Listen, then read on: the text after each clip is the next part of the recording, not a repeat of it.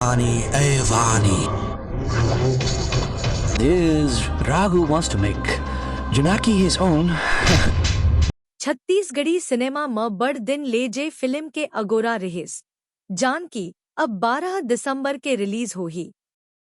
छॉलीवुड म जानकी के गजब शोर उड़े रहिसे के ये फिल्म छत्तीसगढ़ म बने पहली हिंदी फिल्म होही। निर्माता मोहित साहू बड़ लगन ले ये फिल्म ल बनाए रहिस। पहली 7 फरवरी ओकर बाद 13 जून के रिलीज के तैयारी तको रहिस। लेकिन सेंसर बोर्ड में आए अड़चन के सेती ये फिल्म सिनेमाघर में नहीं आ पाईस। आखिरकार निर्माता अपन एन माही ऐप ओटीटी में येला रिलीज कर दिस। अब आरो मिलत हाबे के सेंसर ले मिले मंजूरी के बाद फिर ये फिल्म ल दर्शक मन सिनेमाघर में देख सकत हाबे। बताए जावथे के जानकी छत्तीसगढ़ सहित आंध्र प्रदेश के सिनेमाघर में 12 दिसंबर के रिलीज होही।